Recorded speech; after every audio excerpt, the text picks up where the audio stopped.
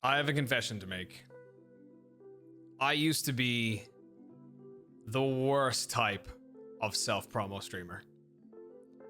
What's going on, everybody? Welcome back to another video on the channel. Bit of a different video this week. In today's video, I want to take you all back a little bit. We're going to have a little bit of a story time in today's video. A lot of you might think that I've only been streaming on Twitch for 2 years, which I kind of count as true.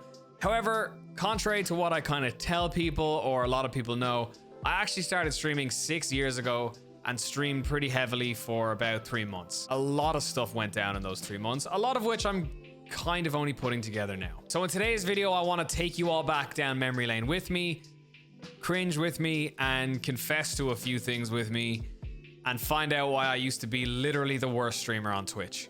But another thing I need to get off my chest first is that I am also a terrible YouTuber. However, I'm fixing that by using today's sponsor, Skillshare. Skillshare is the #1 place that all of you wonderful people out there can use to learn whatever you want about whatever you want. So many streamers and content creators need to learn valuable skills like video editing, public speaking, audio production, graphic design, and more. Before I even worked with Skillshare, I took this course that I consistently talk about. It's called YouTube Success, Script, Shoot, and Edit by Marquise Brownlee. In this course, Marquise takes you through nearly everything you're going to need to know to become a YouTuber and gain success on the platform. How to come up with ideas for your videos, how to shoot them, how to edit them, and more. It is so invaluable, and it's something that I consistently go back to for a little refresher every now and then. A lot of the things Marquise talks about in this course, I actually translate over to Twitch as well, which is super beneficial, and I really owe a lot of the things I've worked out about YouTube to that course. So if you're already a YouTuber or somebody considering joining the platform, absolutely I recommend that course. But if, as I said, Skillshare have courses for everything. So if there's something you want to learn, why not start today? The first 1,000 people to click the link down in my description will receive a free month of Skillshare, and I could not recommend it more. Huge thanks to Skillshare for sponsoring today's video. You know what? I think I'm gonna stand for this one. Protect your back, everybody. Standing desk.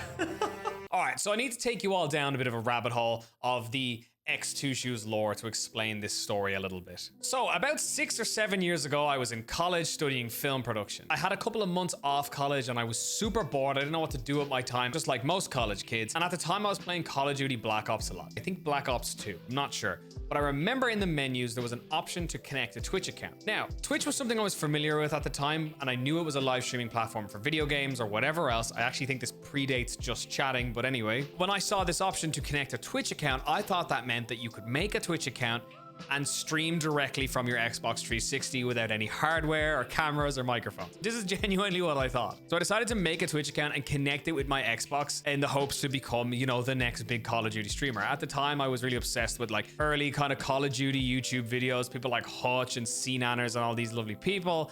And I was like, hey, I can do that too. I like gaming and talking to people. However, I found out pretty quickly that, you know, this wasn't the case. I think it was just something to like track stats or something. I don't know what it was for. But we had just got a new PC in our house, and I decided, well, hey, I'd actually really like to give this Twitch thing a crack. Now, I barely even watched Twitch streamers back this early in my life. I think I used to sometimes watch people like Soda Poppin play World of Warcraft and Duck Sauce play World of Warcraft, but that was kind of it. I had no idea about the Twitch community, no idea about anything. I just decided to make an account, download OBS, and start streaming. And because I had made the account, I linked it to my Xbox gamer tag, which at the time was X Alligator Blood.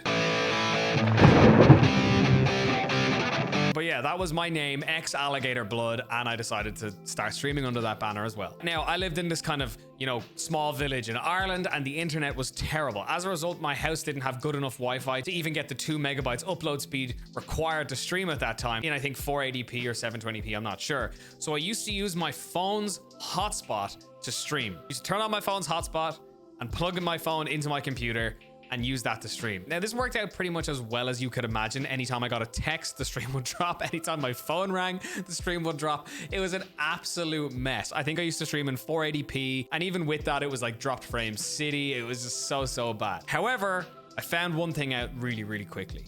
I fucking loved it. I was having the absolute time of my life. I was just streaming World of Warcraft and some random other games, but I would sit there all day, every day, streaming to no one, talking to myself, and having so much fun. I didn't even have alerts. I didn't have an about section. I didn't have all of the things that are just so standard now for streamers. This was 2014, right? Like, this was a long time ago. Not everything was as easily accessible back then as it is now. Now, I'm not trying to make this out as if this was like, you know, 1985. A lot of the resources streamers have for like designs and things like that, they just weren't available or as readily available back then. But eventually I managed to add these things in. I got alerts, I got all these things. And all I knew then from that point on was I want more people to watch this. And this is where a bit of the confession has to come out. As you know, I'm someone on my stream who talks time and time again about self-promo and the right ways to promote and market yourself and the wrong ways to do that. And I've mentioned before in other videos that I only know these things because I used to do it. I'm gonna both show and tell you how I used to do those things and probably really cringe. Know that I'm sorry, and obviously my ways have changed. Before we go into that, we gotta talk about my streaming schedule. I didn't have one. I would wake up in the morning, eat my breakfast, and go live. I didn't know for how long. Sometimes it was an hour, sometimes it was 10 hours, sometimes it was even more. Sometimes it could have been 3 or 4 hours. I'd stop the stream, do my things around the house that I had to do, and then I'd come back and I'd go live again, sometimes multiple times a day. And what would I do every time I went live? I would tell people about it, but just in the worst possible way. This was my growth strategy. There was 2 things I knew I was doing. I was playing, obviously, World of Warcraft, and I was streaming on Twitch. And at the time, Facebook was actually still a thing for people under the age of 50, so I was on Facebook. I joined every single Twitch streamer's Facebook group I could find. I joined every single World of Warcraft group I could find. I also joined every Irish gaming group I could find as well. And I also typed the words like geek and nerd into Facebook. I'm not even kidding. I have screenshots of some of these groups, but honestly, there was so much more. And if Facebook, made things easy to actually navigate on their website, I'd be able to find them. Now, outside of Facebook, I also joined the World of Warcraft subreddits. I joined the Twitch streamer subreddits. I joined the World of Warcraft Europe subreddits, Irish gamer subreddits, all of these things, half of which I never even looked at what they were for. I joined one group called Irish Nerd Warriors or Nerd Fighters or something like that. And I just thought it was a group of people who were like nerdy and posted their interest.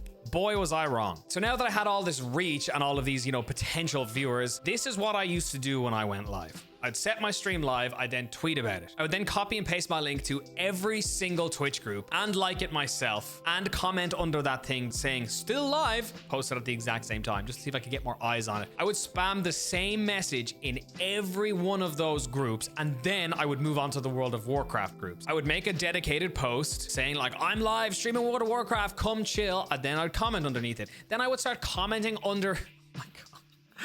Oh, this is so bad. Actually saying it out loud. When I was writing all this down for the video, I was like, oh, that's pretty bad. But now that I'm saying it out loud, oh my God.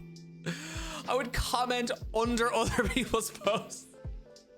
Fucking hell. I would comment under other people's posts that they had made about like, oh, did you all hear about the new update? Or I found this piece of loot in this place. I would comment under their posts that had nothing to do with streaming. And I would be like, oh, that's so cool. Would you want to watch my stream? So once I was finished with the World of Warcraft groups and doing the exact same thing, I would then do it on the subreddits I was a member of. And finally, I would literally text all my friends the link and be like, hey guys, I'm live. And this was like the first 10 minutes of my stream, by the way. Doing all this did not take a short amount of time. I used to do it while I was live, and I never even used to have a starting soon screen. So it would just, the first 10 minutes of my stream would just be me like on my phone or moving around the internet, like spamming my link and not saying anything. And the thing is, I'd like to think that I wasn't actually like a bad streamer once I was live and I'd push my links out. Like there was a few people who used to regularly watch me, but actually some of which have since come back 7 years later because they remembered my name. Even though I've changed it to Two Shoes, but I think they might have followed me on Twitter way back when, realized the name change, and they've still come back. But the problem was I didn't carry myself like a streamer should when I wasn't live. So what did this equate to? All of this marketing, what did it bring me? Did I, reap the fruits of success? Absolutely not. I think there was one time back then when I averaged over 10 viewers. Unfortunately, it was so long ago, the stats aren't available on Twitch Tracker or Solynome anymore, so I can't tell you the exact numbers, but I know that each stream I used to average about 5 or 6 viewers. And most of those people were people who would come in literally from just finding me in the category, not from finding me in any of these pages. And a lot of these pages I was a member of were literal follow for follow pages. This was before Twitch made follow for follow against their terms of service, and I would actively do that. I was like, oh my God, this seems amazing to me. Like, all I have to do is follow you and you'll follow me.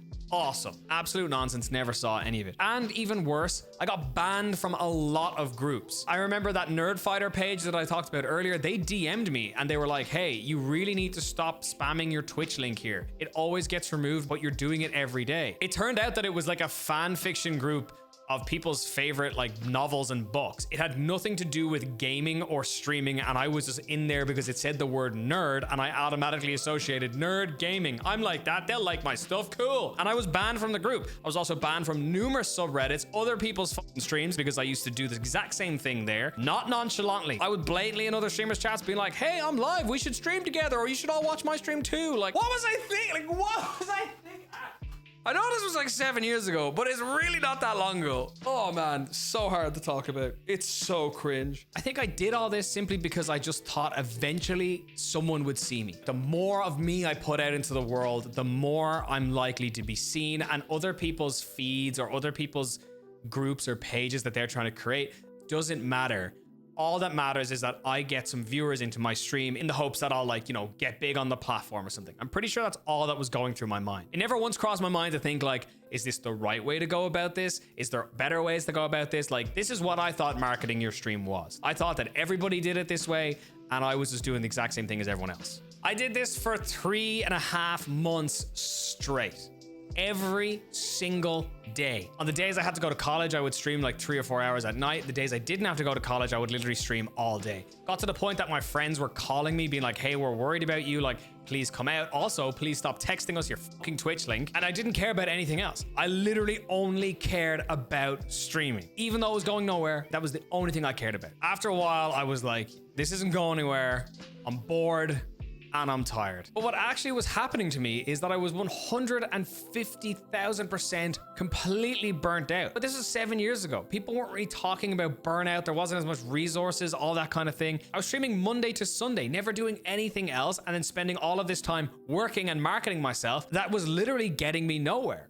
Literally nowhere. I couldn't see it at the time, but I was exhausted and just totally tired of the routine. So I packed it in. I just stopped doing it. I was like, I really enjoyed this at the start, and quite frankly, I hate it now because I was so alone. I never watched any other streamers. I never made any effort to make friends with anybody inside games or inside streams. And I was literally playing by myself, streaming by myself, and kind of talking to nobody because all of this promo that I was doing, I ended up kind of ostracizing myself a lot and making myself just kind of that annoying guy who spams his link everywhere on Facebook every day, giving no one any incentive to actually come and watch me. I also made no effort to like make a Twitter or like grow an Instagram or make a YouTube channel or any of those things, or in any way, you know, market or network yourself in a healthy way. It was a really, really shitty 3 months now that I look back on it.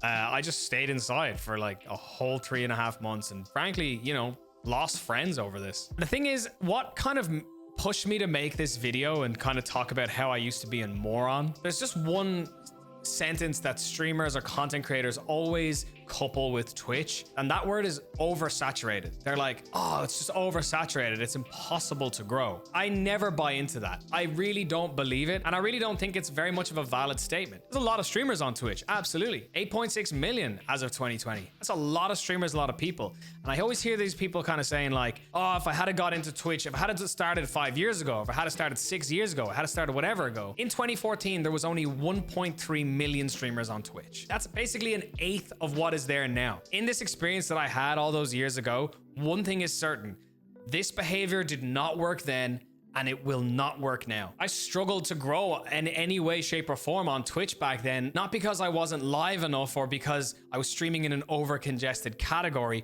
is because all the hours and work that I thought I was putting in were meaningless. I genuinely believe if I had have probably started Twitch 7 years ago with maybe the similar strategy as I had now, or a little bit more of the tools that I use now, I think stuff would probably look very different for me. However, simply kind of going live and being live for hours and then complaining that nobody is watching you and kind of giving out about the platform being oversaturated, and that's the reason why maybe nobody's watching you. Maybe that's not the case. Maybe it's down to some of the time you're spending doing certain things that aren't beneficial to your channel. I suppose I want to leave this video on a positive note. I was a moron 7 years ago, as were probably 99% of you watching this video. However, I went off, matured a little bit, and came back, and 7 years later, Twitch is now my full-time job.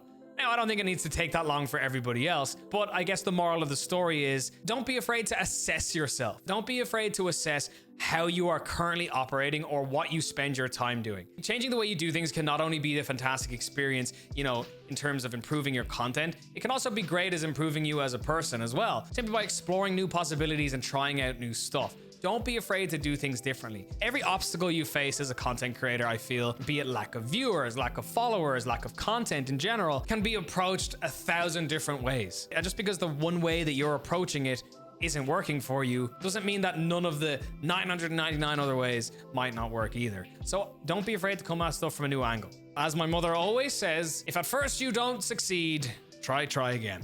That's what I think I did. And that's what I think a lot of you should do as well. Nothing's too oversaturated. Nothing's impossible. Give it your best shot. And at least that way, if you decide to turn around and say, yeah, this isn't for me anymore, at least you could say, well, gave my best shot. Everybody, hope you enjoyed my little story time rant this week. Leave a like if you enjoyed today's video, and let me know down in the comments below if you want some more silly Twitch funny story stuff, because I got plenty of them. Subscribe if you're new. I post new streaming videos every single week, and I hope to see you in the next one. And if you have an empty chat and are struggling to find ways to talk to your chat if it's not the most active, here's last week's video I made on how to talk to an empty chat. Much love, everybody. Peace out. Bye-bye.